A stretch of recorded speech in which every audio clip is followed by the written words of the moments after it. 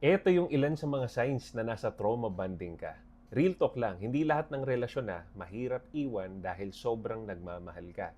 Minsan, kaya ka lang nahihirapan umalis kasi nasanay ka na dun sa cycle ng sakit, tapos konting lambing, tapos sakit ulit.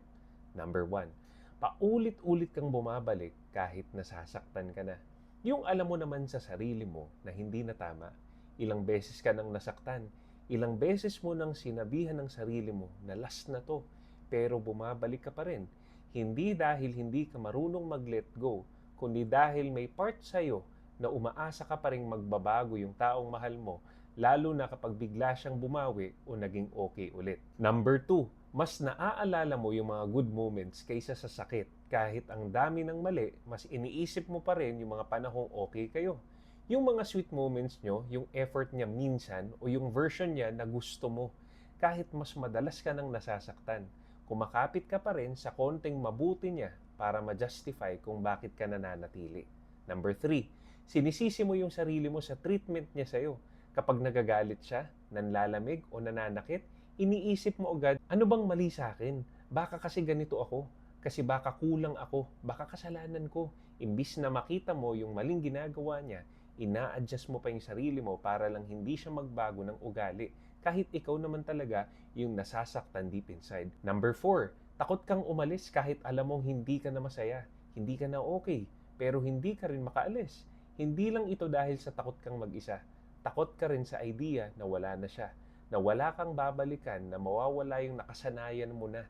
Kahit hindi ka na masaya, pinipili mong manatili kasi mas pamilyar yung sakit kaysa sa uncertainty. Number five, pinagtatanggol mo siya kahit alam mong mali na. Kapag may nakakapansin na hindi ka na okay, dinidefend mo pa rin siya. Sinasabi mo na hindi nyo lang siya kilala o may pinagdadaanan lang siya. Kahit ikaw mismo, alam mong nasasaktan ka na. Parang ayaw mong tanggapin out loud kasi kapag inamin mo, mas magiging totoo.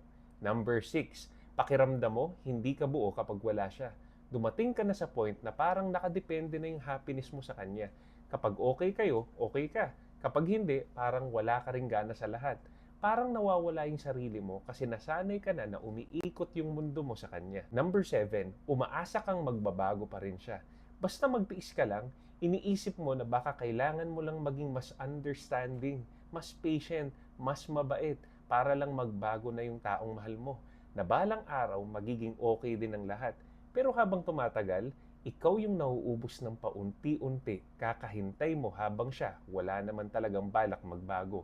Number 8, na-isolate ka na sa pamilya mo, pero mas pinipili mo pa rin siyang ipagtanggol. Napapansin mo na halos lahat ng tao sa paligid mo, lalo na yung pamilya mo, may issue na sa kanya. Nagkakaroon na ng away, distansya, o hindi na sila komportable sa relasyon nyo. Minsan, siya pa mismo yung dahilan kung bakit nalalayo ka sa kanila. Pero kahit alam mong may mali, pinagtatanggol mo pa rin siya. Pinipili mo pa rin siya kahit hindi ka na masaya dahil naging dependent ka na sa taong yun. At sa sobrang tagal mo nang namamanipulate, nahihirapan ka nang kumawala kahit alam mong hindi na tama. Real talk lang, hindi ka naman tanga, hindi ka mahina, pero kailangan mong maging honest sa sarili mo na nasasaktan ka na. At minsan, hindi ka na dapat maghintay pa ng tamang timing para umalis kasi habang hinihintay mo siyang magbago, ikaw na yung unti-unting nawawala.